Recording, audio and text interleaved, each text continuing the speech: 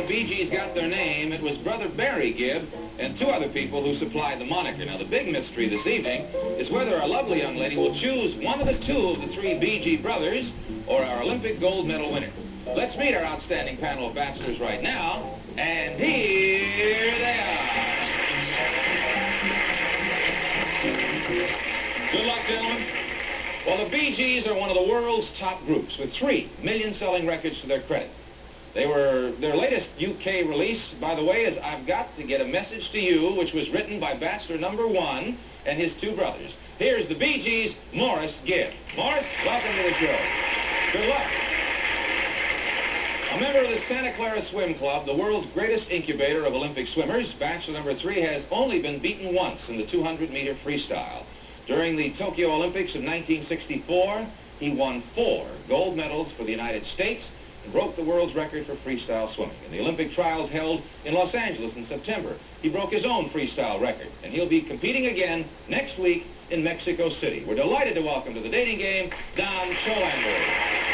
Don, welcome. Well, bachelor number 3 is another member of that renowned musical family. Upon completing their present American tour, they'll return to England to make a feature motion picture. Meanwhile, we have the pleasure of welcoming to the dating game Morris Gibb's twin brother, Robin Gibb. Robin, good luck to you. And there is what I'd term a star-laden panel for game number 2. Now, in order to keep our young lady from hearing the introductions of our 3 gentlemen, we've been keeping her isolated off stage in a soundproof room. May we introduce her to you and you right now. She's a student majoring in theater arts, and she's a sales girl at one of Los Angeles' larger department stores. Music is an integral part of her active life, and she's taking jazz lessons to enlarge that interest. From La Habra, California, may we welcome Debbie Chenoweth. Hi, Debbie. You ready? Okay. Debbie, first of all, you know how to play the game, right? You ask the questions. From the answers, you decide which one you're going to select as your date. You have your questions all set? Then we'll start with a hello and see how they sound over there. Bachelor number 1, would you please say good afternoon to Debbie, please? Hello, Debbie. Good evening, rather. Number 2, would you say good evening? Good evening, Debbie. Thank you. And number 3? Good evening, Debbie. Okay, we are in the evening. And Debbie, if you would please now have a seat. Make yourself comfortable. Fellas, do your best. The contest is on. Good luck. Okay, bachelor number 1, what do you like best about the dark? Well, I love gathering lilacs in an old brown shoe, basically, in the dark. Number 2, what do you like best about the dark? I think I like the stars and the moon. Okay. Bachelor number 3, if you came over to my house and my mother was playing cards with a tomato and my father was talking on a banana and I was wrestling with the grapefruit, what would you do to fit into the family? I'd join in. With what? What would you do to join in? Well, if I came over and saw a family like that, I think you could get away with anything.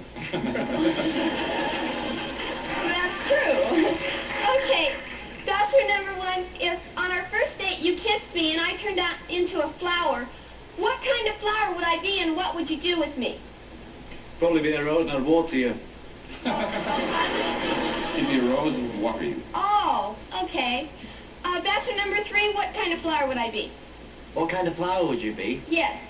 Well, there's all kinds of flowers. Then again, by the sound of your voice, I would say it's a daffodil. Daffodil, definitely a daffodil. No, this is by experience. Bachelor number 2, what part of a car are you most like?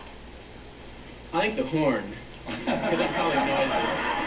Why? Why are you most like a horn? I think because I'm fairly noisy and obnoxious at times. Okay. Bachelor number 1, if you came to pick me up on our date and my father came to greet you in a suit and said that I was ill and he was going to take my place, what would you do? Smash his face in.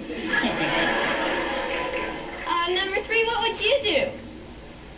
Well, as a gentleman, I think I would take legal precautions because, you know, not one can be violent in such a case as this. I mean, I wouldn't go around smashing your dad up for...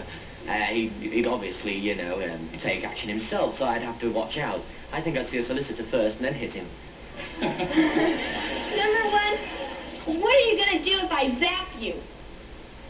Well, that's not very nice, is it? No. I'd go home, I think.